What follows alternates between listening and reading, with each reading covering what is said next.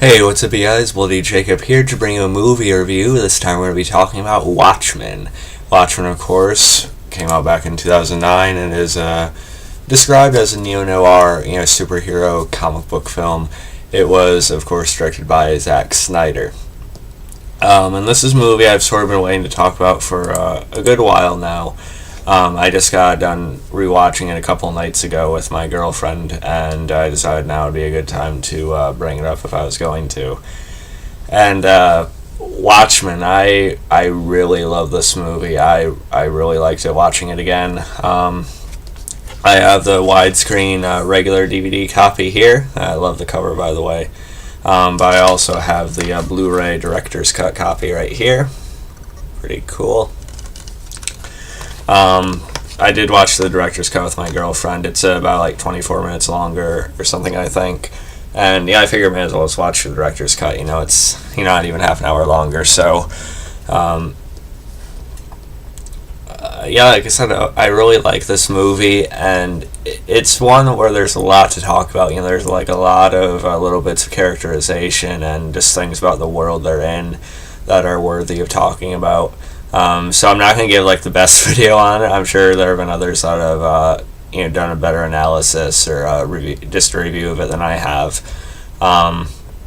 So forgive me if I ramble and backtrack and whatever. But like I said, this one came out in 2009, and the basis for it, a dark satirical take on the superhero genre. The film was set in an alternate history in the year 1985, at the height of the Cold War between the United States and the Soviet Union, as a group of mostly retired American superheroes investigates the murder of one of their own before uncovering an elaborate and deadly conspiracy, while their moral limitations are challenged by the complex nature of the circumstances. Yeah, so that's a basic way to describe it, but there's just a lot going on in this movie, and I'm going to try and focus. I'm going to try and pinpoint certain things. There are certain elements I want to talk about if I can. But first, let's talk about Zack Snyder. Of course, he directed the movie, and in my opinion, this is Zack Snyder's best. I've seen 300. That was alright for what it was.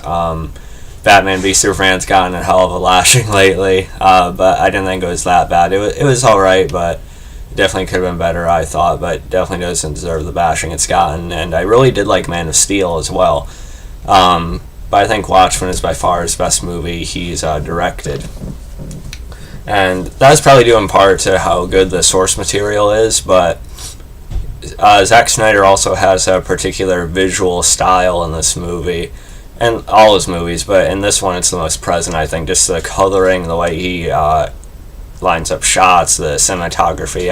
It's really a really nice looking movie. It has a certain aesthetic to it that would only come from someone like him, I think, and it works perfectly with the Watchmen story, I think. So I really like Zack Snyder's work in this movie, and he doesn't deserve the lashing he's gotten lately. I think he can be a very good director. But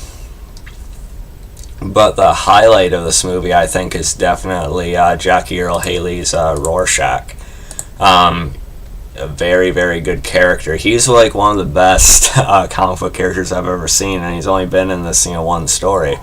But Jackie Earle Haley just does such a strong and excellent job in the role. Of course, he's been in a lot of movies, so people also constantly know him as like the remake Freddy Krueger. The remake of Nightmare on Elm Street wasn't, the greatest thing in the world, but I didn't think it was really his performance that put it down for what it was. And I think this is definitely the best performance of Jackie Earle Haley's career. And Rorschach's also a very well-written character too. And he's sort of our main protagonist. We hear his narration and the writings in his journal in this movie.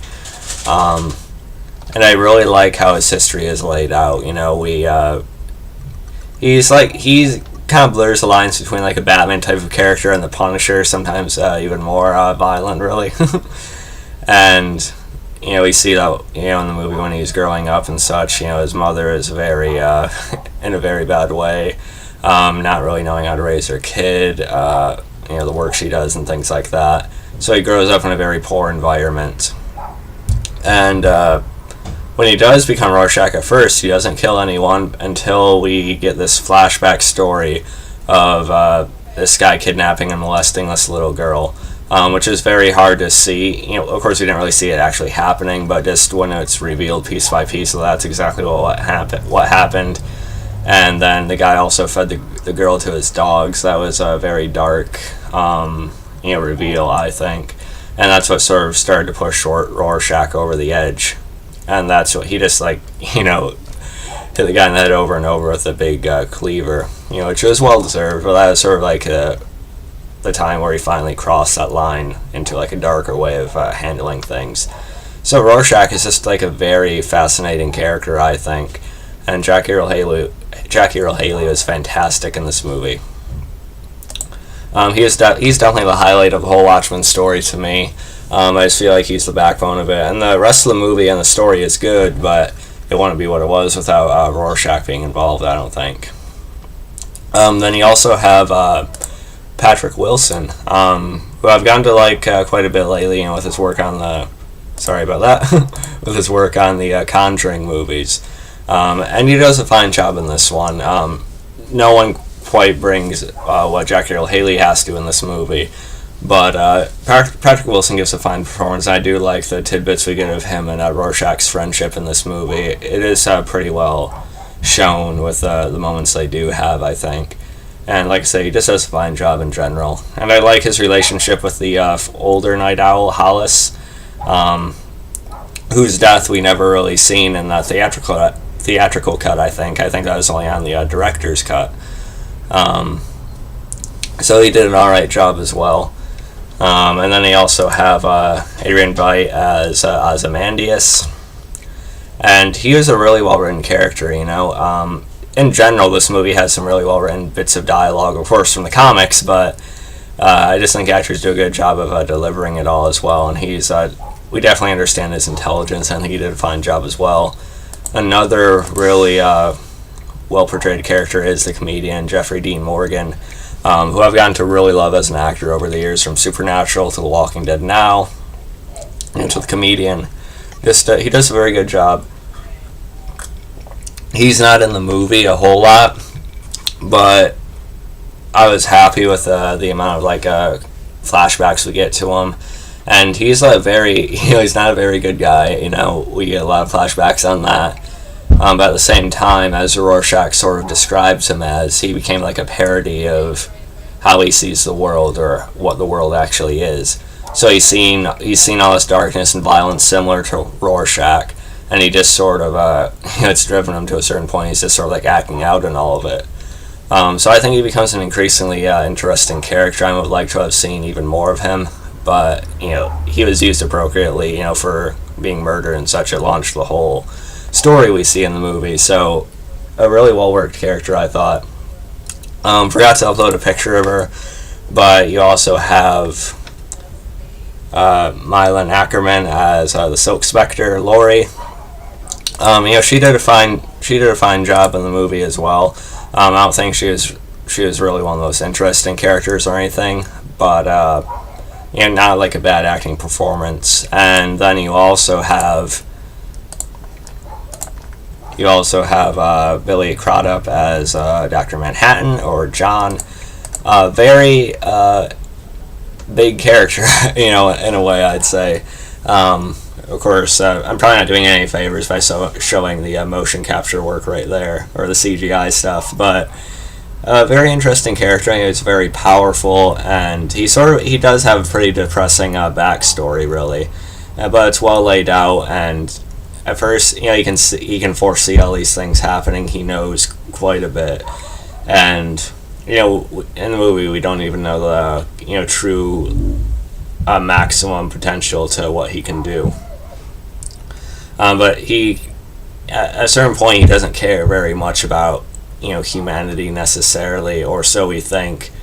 But Ozymandias points out later, I see all these subtle little facial movements of emotion.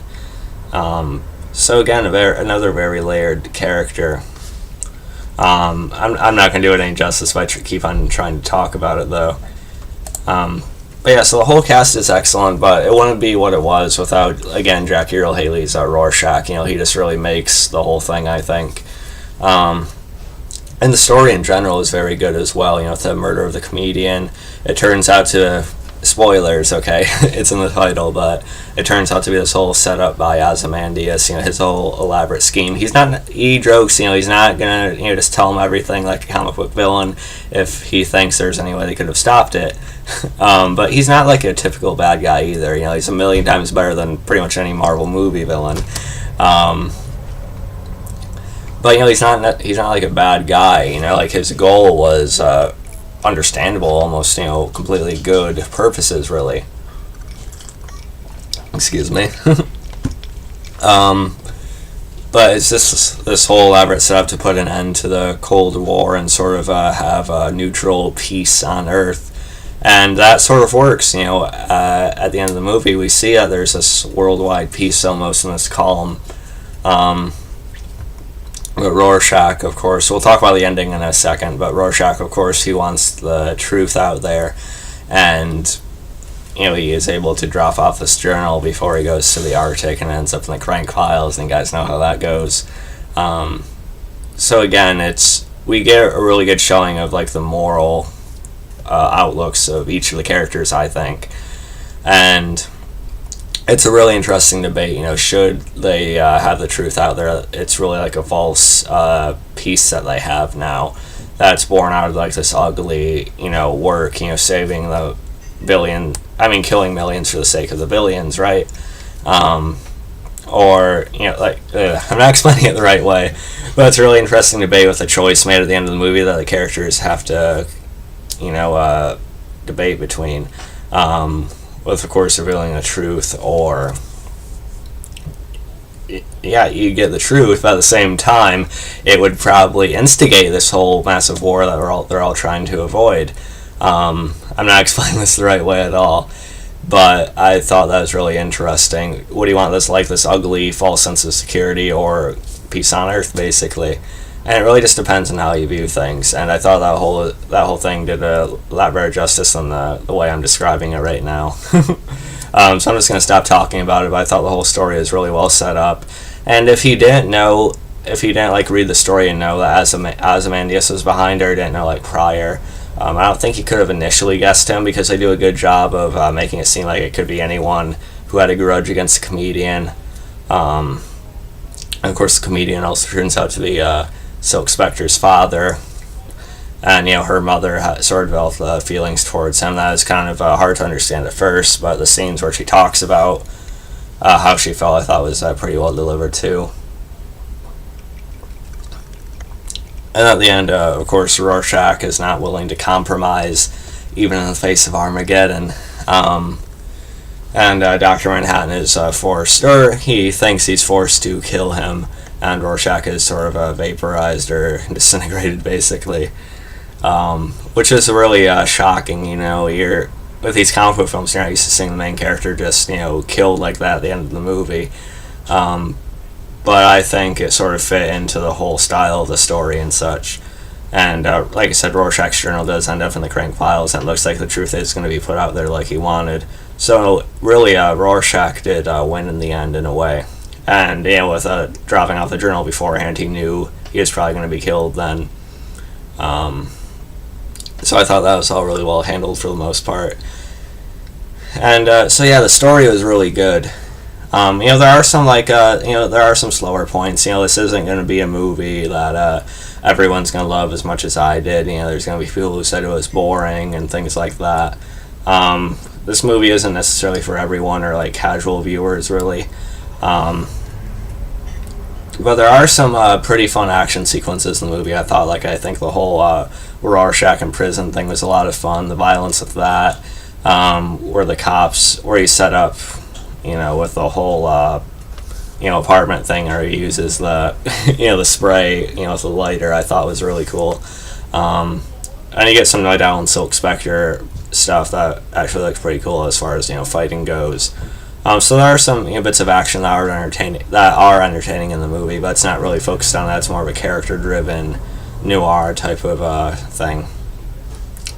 But yeah, so overall, I really like Watchmen. I think it's Zack Snyder's best film by far. It's one of the best comic book movies ever by far, I think. One of my personal favorites for sure. And it just deserves a lot more credit. You know, with all the hate on Zack Snyder nowadays, I think people need to go back and watch this movie and really, really watch it.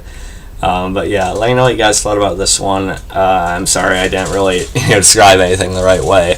But I still just wanted to get out there how much I do enjoy this one. If I had to rate it, I would actually rate it an A.